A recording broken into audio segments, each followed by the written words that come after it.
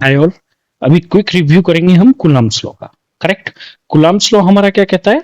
Coulomb's law qualifies the electrostatic force between the two point charge. It states that, मतलब उन्होंने दो point charge है मेरे, कोई भी दो पॉइंट चार्ज है तो उनके बीच जो भी फोर्स लगेगा, अट्रैक्शन लगेगा, रिपल्सन लगेगा, वो एक अलग चीज है, लेकिन जो भी फोर्स लगेगा तो उसको उन्होंने टेबुलेट किया और एक फॉर्मूला ड्राइव किया। तो वो क्या क्या किया इन्होंने, हम इनके कूलम्ब्स लॉ में क्या पढ़ते हैं?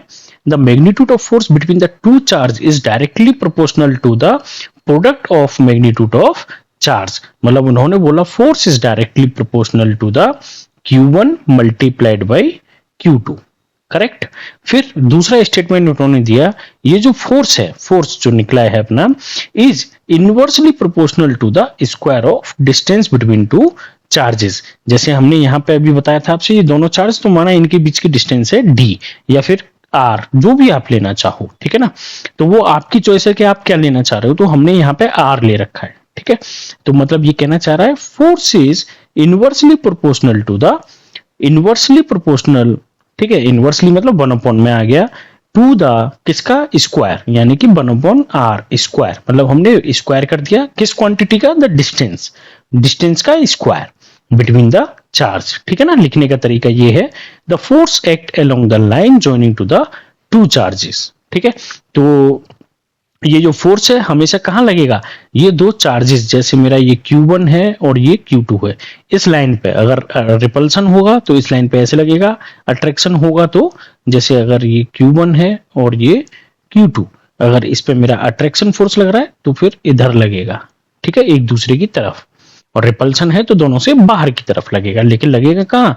लाइन जो उनको ज्वाइन करने वाली लाइन है हमेशा उसी पर लगेगा, ठीक है ना।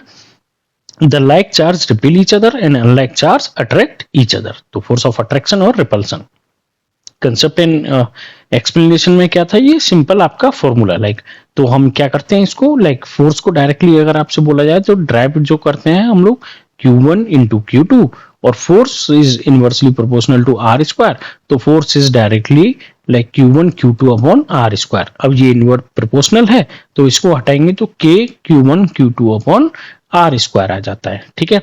जिसमें से कि अपन K को क्या लिखते हैं? K is equals to 1 upon 4 pi epsilon naught. Epsilon naught क्या होता है आपका? वैक्यूम का परमिटिविटी, ठीक है। अगर कोई रीजन में रखा है आपका तो K इज इक्वल्स टू क्या हो जाएगा? 4 pi epsilon naught epsilon R. जैसे अपन ने पानी में डाल दिया या फिर किसी और मेटल में रख दिया या उसमें रख दिया तो हमेशा एप्सिलॉन आर। तो ये जो वैल्यू है वो फिक्स रहेगी हमेशा 1 अपॉन एप्सिलॉन आर से, जो भी मीडियम का आपका एप्सिलॉन है उससे डिवाइड हो जाएगा। F is the magnitude of electrostatic force between the charge and unit क्या होती है हमेशा इसकी? Newton. Q1 Q2 is the magnitude of 2 point charge, unit क्या रहती है? Coulomb. R is the distance separating in meters, हम लोग मीटर में ही लेंगे। K क्या है? कूलम्स कांस्टेंट है, वैक्यूम एयर में इसकी वैल्यू 9 इंटू 10 टू पावर 9, और इसकी यूनिट क्या होती है? न्यूटन मीटर पर स्क्वायर कूलम स्क्वायर। तो यूनिट्स के लिए आपको परेशान नहीं होना है, यूनिट डायरेक्टली आपको समझना है, K Q1 Q2 upon R square. तो फोर्स की क्या होती है? न्यूटन। K की मुझे निकालनी है, Q1 की कूलम, इसकी भी कूलम, और इसकी मीटर, तो मीटर का स्क्वायर।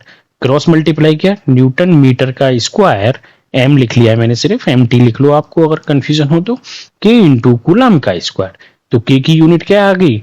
न्यूटन मीटर का स्क्वायर अपॉन कूलम का स्क्वायर। तो यूनिट निकालना आ गया आपको फॉर्मूले से, वही मैंने यहां लिखा है, करेक्ट। तो ये हो गया यूनिट निकालने का तरीका, ठीक। The direction of force depend on the sign of the charge. अगर आपका Q1 एंड Q2 क्या साइन का है, अगर सेम साइन है, चाहे वो पॉजिटिव पॉजिटिव हो चाहे वो नेगेटिव नेगेटिव हो, सेम है तो हमेशा क्या करेंगे? एक दूसरे को रिपेल करेंगे, और प्लस और माइनस है तो एक दूसरे को हमेशा अट्रैक्ट करेंगे, या फिर माइनस प्लस है, कैसे भी बोलिए, वो तो बोलने का तरीका है। अपन क्या बोल रहे हैं पहले, तो Q1 Q2 have opposite sign, the force of attraction pulls together. एक एग्जांपल प्रॉब्लम है जो आपको सॉल्व करनी है और कमेंट में आंसर बताना है, ठीक है। The two balloons are charged with the same charge like minus 6.25 nano coulomb, right. आपके लिए मैंने यहाँ ये भी लिखा हुआ है, नैनो मतलब जो हम नैनो बोलते हैं उसका मतलब है 10 to the power minus not 19, I am sorry, nano का मतलब है 10 टू द पावर माइनस 9, ठीक है ना।